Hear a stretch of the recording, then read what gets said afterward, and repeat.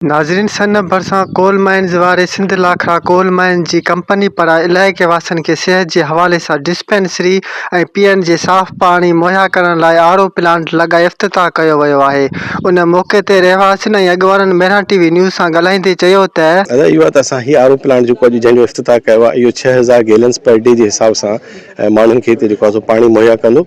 ऐं इहो असां महसूसु कयोसीं। हिते असां मेडिकल जेको मुख़्तलिफ़ कैंप्स लॻारायोसीं या डिस्पेंसरी बि असांजी पंहिंजी आहे, जंहिंमें असां तक़रीबन 100 माण्हुनि खे लॻभॻि रोज़ानो OPD असां वटि अचे थी वञे जी न। त जॾहिं असां उन में ऑब्ज़र्व कयोसीं त सभ खां वधीक जेको मसइलो आयो पिए उहो इहो पियो आयो त ख़राबु पाणीअ जे करे माण्हुनि में बीमारियूं पिए थियूं तमामु घणियूं। त असां इन ज़रूरत खे महसूसु कयोसीं। उन लाइ असां हीउ आरओ प्लांट लॻायो त ताकी हितां जी जेका लोकल कम्युनिटी आहे, हितां जा जेके माण्हू आहिनि, हितां जे जेके रिहाइशी आहिनि, उन्हनि खे साफ़ पाणी मिली सघे ऐं उहे मुस्तफ़ीद थियनि। इहो आहे त इंशाअल्लाह ताला असां हिन खां अलावा 2 आरओ प्लांट असांजो पंहिंजो प्लान आहे त फ्यूचर में बि लॻाईंदासीं। ऐं मेडिकल डिस्पेंसरी असांजी हिकिड़ी हले पई, जेका बि लाखड़ा में पहिरियों दफ़ो असां MBBS डॉक्टर्स जेके से प्रोवाइड कनि।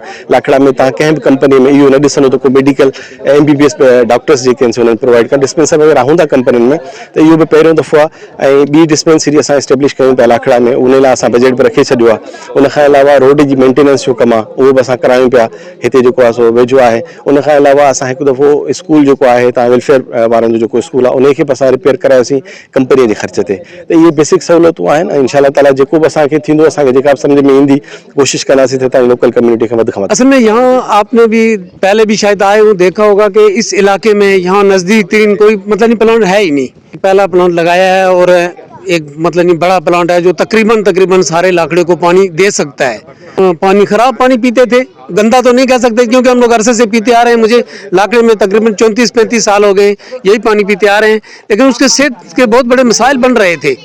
अब मसला ये है कि यहाँ जो ये आरओ प्लांट लगा है तो शुक्र अल्लाह अल्हम्दुलिल्लाह, कंपनी का भी एक अच्छा इकदाम किया है। ऐसे ही प्लांट लगते रहे और भी लगाए, दूसरा भी लगाए, तो इंशाल्लाह ये जो प्लांट है ये हमारे लिए काफ़ी है। और अगर ये चलता रहे और ये हमारे जो लोकल लोग हैं इनको भी बहुत बड़ा फ़ायदा है, सेहत का फ़ायदा है। और इंशाल्लाह और ये पानी चलेगा और ये लोग पिएंगे और हमें भी दुआएं देंगे, कंपनी को भी दुआएं देंगे। माण्हुनि खे जेको आहे सो रोज़गार ॾिनो आहे। जेके बि हिन में मुलाज़िम तव्हां वञी ॾिसंदव त 70 खां 90% ताईं लोकल माण्हू आहे, भले तव्हां तस्दीक कयो।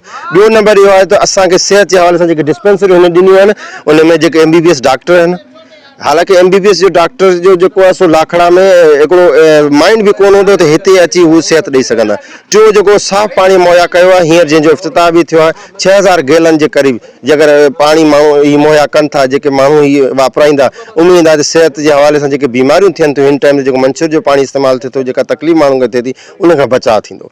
ऐं जो जेको सर असांजो वॾे में वॾो जेको मसइलो हुयो, जेको लिंक रोड इंडस हाईवे खां लाखड़ा कोल माइन ताईं, इहो जेको आहे हिन कंपनी वारनि कोशिशूं कराए मथी लेवल ते इहो जेको रोड मंज़ूर कराए। ऐं रोड तव्हां ईंदा हूंदो त इन जे करे जेकर को ज़ख़्मी थिए थो, मेजर ज़ख़्मी आहे, उनखे बि हिन रोड ते भगल रोड ते कलाक में हैदराबाद पहुचंदो त एक्सपायर थी वेंदो। हाणे तव्हां ॾिसंदो त 10 मिंट में माण्हू इंडस हाईवे ते रसी थो वञे। तालीम जे हवाले सां सर कोशिशूं आहिनि, पब्लिक स्कूल हिकु ॿ आहिनि, पर अञा बि हिन कंपनी जी पंहिंजी कोशिशि आहे त असीं हर हिकु कंपनी में मथे लेवल ते सभिनी सां ॻाल्हाए, हर हिकु कंपनी में प्राइमरी खां मिडिल ताईं कोशिशि कयूं त स्कूल में माण्हुनि खे मुहैया करूं त सिहत सां गॾु तालीम बि हिते जे ॿारनि खे उन्हनि जो हक़ आहे उन्हनि खे मिले। ऐं मुख़्तलिफ़ ट्रेनिंग्स बि कयूं हिननि कंपनी, अहिड़ा हिते जा लोकल माण्हू तयारु कया अथनि जेके रेस्क्यू जो कमु कनि था।